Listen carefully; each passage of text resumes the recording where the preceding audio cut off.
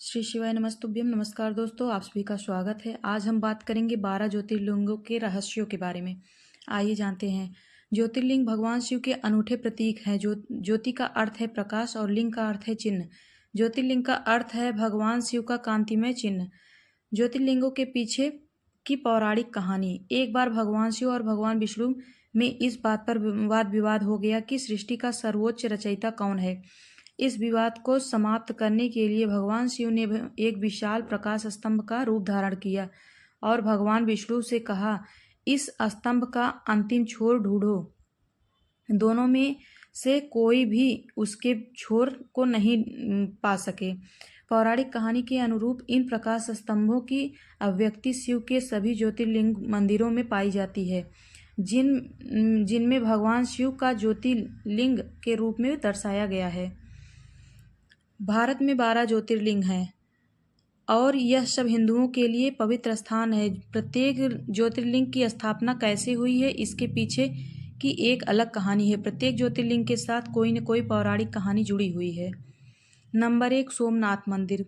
सोमनाथ ज्योतिर्लिंग गुजरात के सौराष्ट्र क्षेत्र में प्रभास पाटन नामक स्थान पर स्थित है। एक बार प्रजापति दक्ष ने चंद्र देवता को श्राप दिया कि चंद्रमा अपना तेज खो देगा। तब चंद्र देवता ने उस श्राप से मुक्त होने और भगवान शिव को प्रसन्न करने के लिए घोर तपस्या की। भगवान शिव ने प्रसन्न होकर चंद्रमा को दर्शन दिए और उनको श्राप से मुक्त किया और चंद्र देवता को प्रत्येक माह में 2 सप्ताह बढ़ने और 2 सप्ताह घटने की अनुमति दे दी। चंद्र देवता ने अपनी कृतज्ञता व्यक्त करने के लिए भगवान शिव के सम्मान में एक ज्योतिर्लिंग की स्थापना की। इस ज्योतिर्लिंग का नाम सोमनाथ रखा गया, जिसका अर्थ होता है चंद्रमा का भगवान। नंबर 2, मल्लिकार्जुन, आंध्र प्रदेश। मल्लिकार्जुन ज्योतिर्लिंग आंध्र प्रदेश के श्रीशैलम नामक स्थान पर स्थित है। एक बार की बात है, भगवान कार्तिकेय अपने माता पिता भगवान शिव और माता पार्वती से नाराज हो गए, क्योंकि उन्हें लगा कि माता पिता ने उनके साथ अन्योचित व्यवहार किया है। वह कैलाश छोड़कर दक्षिण में श्रीशैलम पर्वत पर आग कर रहने लगे।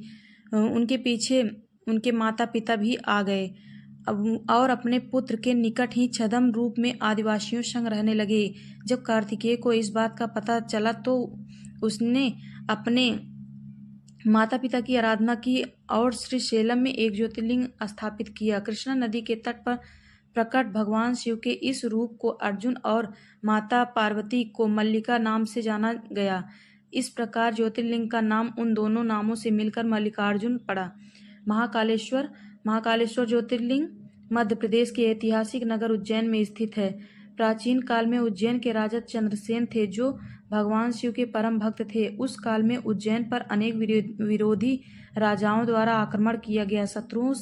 शत्रुओं ने लगभग पूरे उज्जैन नगर पर नियंत्रण कर लिया, जो राजा चंद्रसेन और उनके अनुयायियों ने भगवान शिव के सामने पराजय तथा विनाश से बचने की कई बार प्रार्थना की। भगवान शिव ठीक समय पर अपने महाकाल रूप में वहां प्रकट हुए और राजा चंद्रसेन के शत्रुओं का पूर्णतः विनाश कर दिया। तब राजा और अन्य भक्तों की प्रार्थना पर भगवान शिव ने महाकालेश्वर ज्योतिर्लिंग के रूप में उपस्थित रहने की सहमति दी।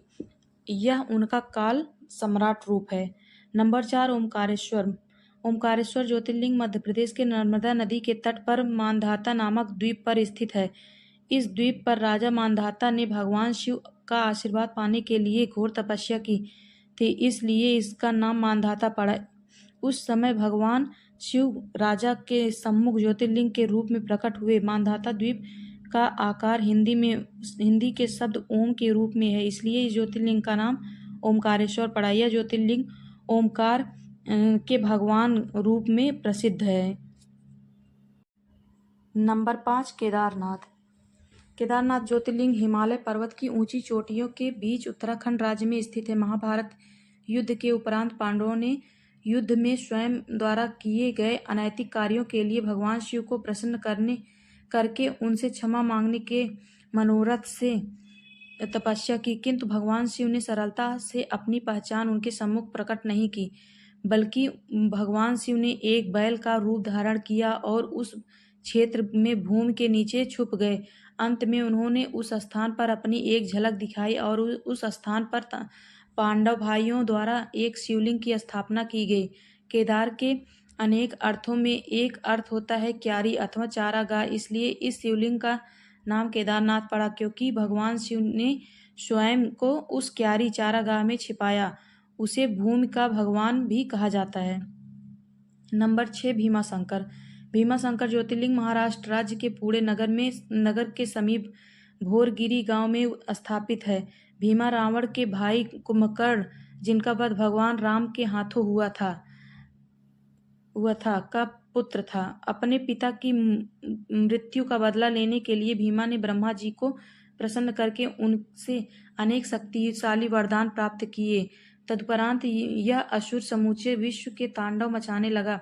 उसी समय कामरूपेश्वर, जो भगवान शिव के अनन्य भक्त थे, एक शिवलिंग की पूजा में तल्लीन थे। जब असुर भीमा ने उस लिंग को नष्ट करने का प्रयास किया तो उस लिंग से भगवान शिव स्वयं प्रकट होकर भीमा को भस्म कर दिया। तब देवताओं और ऋषियों मुनियों ने भगवान शिव से उसी स्थान पर ज्योतिर्लिंग के रूप में प्रकट रहने की विनती की, जिस स्थान पर उन्होंने भीमा को पराजित किया था।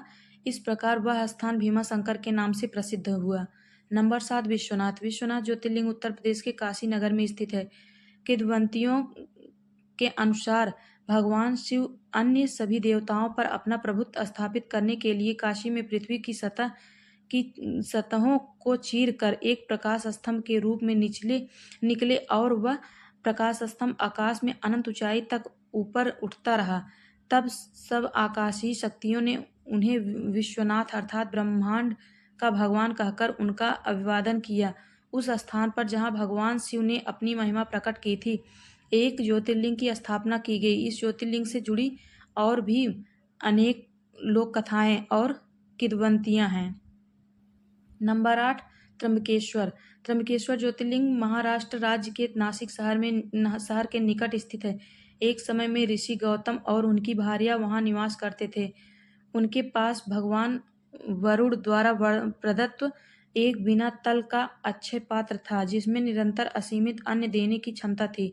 इसे देखकर अन्य ऋषिगण उनसे ईर्ष्या करने लगे। उन्होंने एक छद्म गाय को ऋषि गौतम के आश्रम में भेजकर वहां उसे प्राण त्यागते हुए दिखा दिया और ऋषि गौतम पर गौ हत्या के पाप का आरोप लगाकर उन्हें कलंकित करने लगे। तब ऋषि गौतम ने भगवान शिव की स्तुति करके उन्हें प्रसन्न किया और उन्हें मां गंगा को उनके आश्रम तक लाने की प्रार्थना की, जिससे वह स्थान पवित्र हो सके। भगवान शिव वहां प्रकट हुए और उन्होंने गंगा नदी को उस आश्रम के निकट से बहने का अनुरोध किया। यह नदी गोदावरी नदी के नाम से जानी जाती है। तत्पश्चात ऋषि गौतम व अन्य भक्तों की प्रार्थना पर भगवान शिव ने स्वयं को उस नदी के तट पर एक ज्योतिर्लिंग के रूप में स्थापित किया, जिसका नाम त्र्यंबकेश्वर है। यह भगवान शिव का त्रिनेत्र रूप है। नंबर 9, बैद्यनाथ, झारखंड। बैद्यनाथ ज्योतिर्लिंग झारखंड राज्य के देवघर जिले में स्थित है। एक बार रावण की तपस्या से प्रसन्न होकर भगवान शिव ने उन्हें आशीर्वाद स्वरूप एक ज्योतिर्लिंग का प्रसाद दिया और उसे लंका में स्थापित करने को कहा, जिससे वह तीनों लोकों में अजेय हो जाएगा। किंतु भगवान शिव ने रावण को चेतावनी दी कि उस ज्योतिर्लिंग को लंका ले जाते समय मार्ग में कहीं भी किसी भी परिस्थिति में भी भूमि पर न रखे। कैलाश से लंका जाते समय रास्ते में रावण को थोड़ी नींद आने लगी। उसने विश्राम करने की सोची। उसने समीप ही उपस्थित किसी बच्चे को थोड़े समय के लिए ज्योतिर्लिंग उठाए रखने को कहा और स्वयं विश्राम करने लगा। वह बालक उस ज्योतिर्लिंग के वजन को नहीं संभाल पाया और उसने वह भूमि पर रख दिया। तब वह ज्योतिर्लिंग उसी स्थान पर जड़ हो गया और रावण उसे दोबारा उठा ही नहीं पाया। यही ज्योतिर्लिंग वैद्यनाथ ज्योतिर्लिंग के नाम से प्रसिद्ध हुआ। यह वैद्य जनों के भगवान हैं। नंबर 10, नागेश्वर। नागेश्वर ज्योतिर्लिंग गुजरात के द्वारका जिले में स्थित है। समुद्र के नीचे एक नगर था जिसमें समुद्री सांपों का निवास था।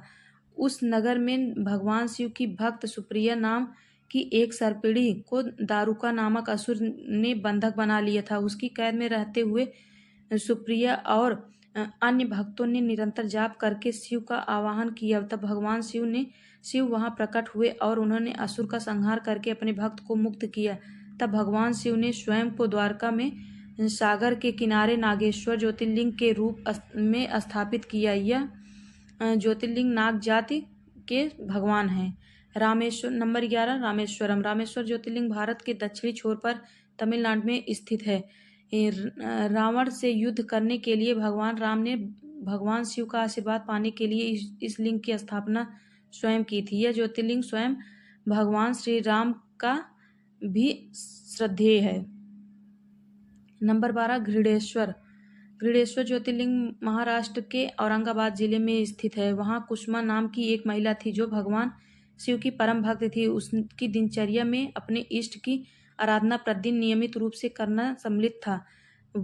और इसमें वह शिवलिंग की प्रतिमा को एक तालाब में डुबोकर अभिषेक करवाती थी। उसके पति की एक और पत्नी थी जो समाज में कुसुमा बढ़ती लोकप्रियता और सम्मान को देखकर उससे ईर्ष्या करने लगी। इस द्वेष के वशीभूत होकर क्रोध में उसने कुसुमा के इकलौते पुत्र को मार दिया। अपने पुत्र की हत्या का समाचार सुनकर कुसुमा बहुत व्यथित और उदास हो गई, किंतु उसने फिर भी भगवान शिव की पूजा करना जारी रखा। उसकी स्थित प्रज्ञ भक्ति को देखकर भगवान शिव प्रसन्न हुए और जैसे ही कुसुमा ने उस दिन शिवलिंग को तालाब में जल में डुबोया, उसका पुत्र जीवित हो उठा। तब भगवान शिव ने कुसुमा और अन्य ग्रामवासियों को साक्षात दर्शन दिए। कुसुमा द्वारा अनेक बार प्रार्थना करने पर भगवान शिव वहां ज्योतिर्लिंग रूप में स्थापित हुए, जिसे घृणेश्वर के नाम से जाना जाता है, जिसका अर्थ है करुणा के भगवान। वीडियो आप लोगों को अच्छी लगी हो तो लाइक शेयर सब्सक्राइब जरूर करें। धन्यवाद।